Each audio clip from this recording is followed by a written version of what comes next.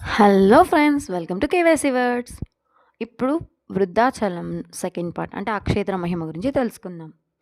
మణిముత్తా నదిలో వేసిన నాణేలు తిరువారూరు కొలంలో ఎలా చేరాయో తెలుసుకుందాం. ఒకసారి ఈ క్షేత్రం గుండా సుందరర్ అనే గాయకుడైన శివభక్తుడు వెళ్తూ ఇక్కడ స్వామివారిని స్తుతించాడు. దీంతో స్వామివారు స్వయంగా 12,000 బంగారు నాణాలను అందజేస్తాడు.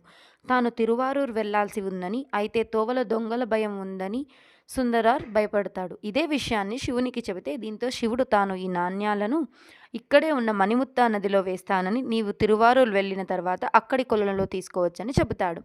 ఇందుకు అంగీకరించిన సుందరర్ తిరువారూర్ వెళ్ళి అక్కడ కొలనులో నుంచి బంగారు నాణాలు తీసుకున్నాడని కథనం. అదేవిధంగా ఆ నాణాల నాణ్యతను సాక్షాత్తు వినాయకుడు పరీక్షించి అటుపై ఆ భక్తాగ్రేసునికి ఇచ్చారని చెబుతారు. ఇక్కడ 5 సంఖ్యకి చాలా ప్రత్యేకమైన ప్రాధాన్యత ఉంది. ఈ ఆలయంలో పూజలందుకునే మూర్తులు 5 మంది: వినాయకుడు, సుబ్రహ్మణ్యేశ్వరుడు, శివుడు, శక్తి, భైరవుడు. ఇక్కడ స్వామివారికి 5 పేర్లు ఉన్నాయి. అవి విరుద్ధగిరీశ్వరుడు,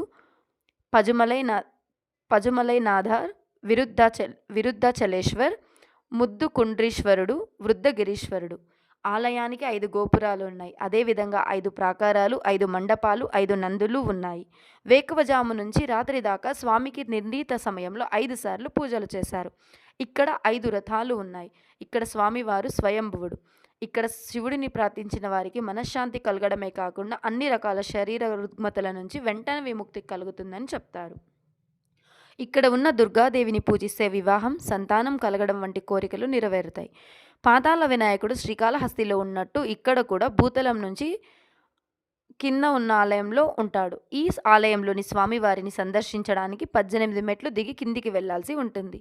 చనిపోయిన వారి చిదాభస్మాన్ని ఇక్కడ ఉన్న మణిముత్తా నదిలో నిమజ్జనం చేసి అవి చిన్న రాళ్లుగా మారి నది అడుగున చేరతాయని ప్రతీతి.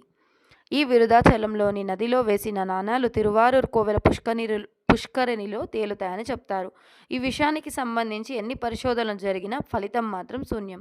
అరుణాచలంలో చేసినట్లని ఇక్కడ కూడా ప్రతి పౌర్ణమికి భక్తులు గిరి ప్రదక్షిణ చేస్తారు.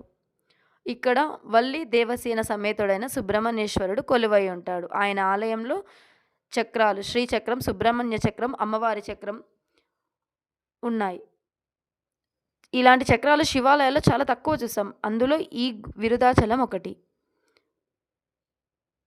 దీని గురించి మరెన్నో తెలుసుకోవడానికి ఇలాంటివి మరెన్నో తెలుసుకోవడానికి నా ఛానల్ కేవైసీ వర్డ్స్ని సబ్స్క్రైబ్ చేయండి.